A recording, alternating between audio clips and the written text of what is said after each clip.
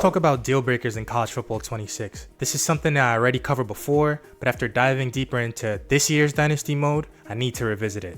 The way deal breakers are implemented right now doesn't make too much sense to me. Like, they tried, but they're too strict, too one-dimensional, and honestly force you to play the game unnaturally just to keep your players. Let's break it down. First, let's talk about playing style. Right now, it's just raw yards, and that's it. But football isn't just about padding stats. Wins, touchdowns, completion percentage, efficiency, those things should matter too. So here's an example. My UTSA quarterback, Owen McCown, back-to-back incredible seasons. Year 1, 4,100 yards, 48 touchdowns, 5 interceptions, 82% completions. Year 2, we're in the national semifinals, 48 touchdowns, 3 interceptions, 78% completions. These are video game numbers, 5-minute quarter Dynasty. But because of the way playing style is calculated, he's somehow stuck at a B+? And if he wasn't a senior, he would have transferred? That's insane. Him being close to home doesn't matter. Him being the starting quarterback, putting up those numbers on a conference championship team, now on a playoff caliber team, doesn't matter. Okay, interesting. So that's just crazy to me that despite these things, if he wasn't a senior, he would want to transfer just because of his overall. And in this game, a running back with 1,000 yards and 20 touchdowns is less successful than a guy with 1,300 yards and no touchdowns because it only sees yards per game. If deal breakers are going to stick around, stats need to be nuanced and contextual. And why not let features like naming a team captain lower the threshold? Right now, being a captain does absolutely nothing, which is a huge missed opportunity. And this goes for playing style for every other position too. They should either prorate stats for your minute quarter length or make sim quarter length the same time as yours. Cause how am I supposed to feed my receiver 100 receptions or lead the country in receptions, but I'm only playing 4-minute quarters or 5-minute quarters? How do I do that without playing unnaturally? Then there's playing time. This one is also frustrating. I've had projected starters transfer because their playing time wasn't good enough, even though the depth chart clearly shows they're about to take over that position.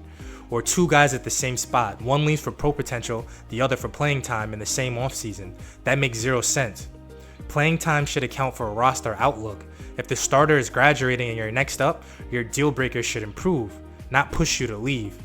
And once again, if you go to UTSA in the beginning, you have a bunch of quarterbacks that want to transfer. If I'm not mistaken, 2 freshmen transfer because of pro potential every single time. And then Tennyson, whose deal breaker is playing time, transfers right along with him, and you have to recruit him back. If there's 6 quarterbacks, 3 of them transferring in the same offseason for different reasons, why are you leaving for playing time? The roster has clearly cleared up, but now I have to recruit you back? That doesn't make sense. Like, you should see that, like, oh, wow, they're leaving. Now I can stay because I'm going to get playing time instead of having to waste my recruiting hours for that. Next up, coach prestige. I get it, your coordinators matter, but the way the game does it is broken. If you're an A head coach and you perform well enough for your coordinators to go up in prestige, it's going to tank because once they leave, the only coordinators available are low prestige guys who just got fired. And that means your players will want to transfer for coach prestige that very same offseason, even though you're literally a top coach. Why can't we poach coordinators from other schools? If I'm a powerhouse, let me grab a C+ or B- guy instead of being forced to hire a D. Pause. That way, I don't lose players for no reason. Like, why are you punishing me for success? Another deal breaker that bothers me is pro potential. First off, it's hilarious when players in their 50s and 60s have pro potential as a deal breaker, right?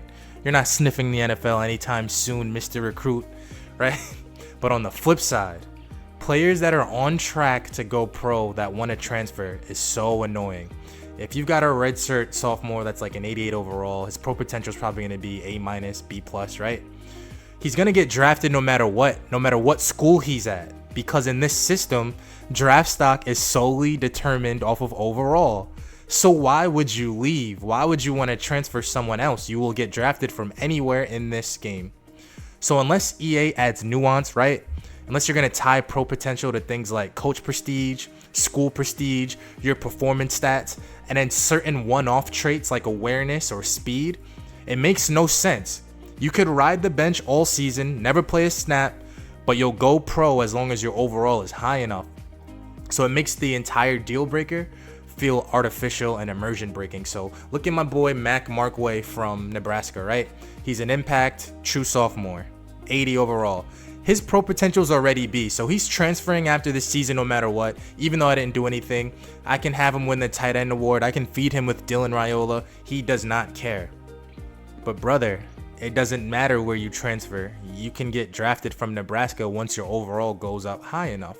So unless you're going to a tight end U, and right now off the top of my head, I don't even know what that would be in college football, who a tight end U would be, unless you're going strictly there. And there's no guarantee they even want you because you're only an 80 overall. So unless you're going there, why are you leaving? You can go pro from anywhere. You can be at the bottom of the depth chart.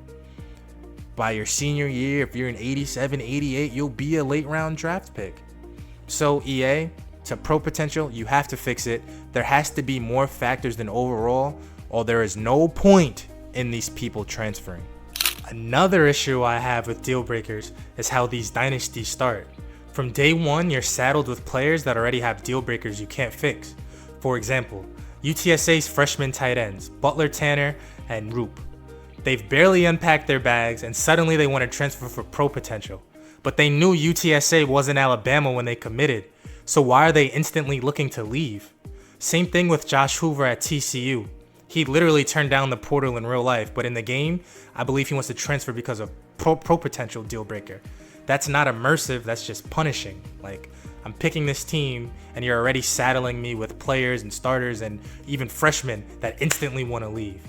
Then continuing on, give us some tools to actually manage deal breakers. Right now you have zero control. A freshman wants to leave, too bad.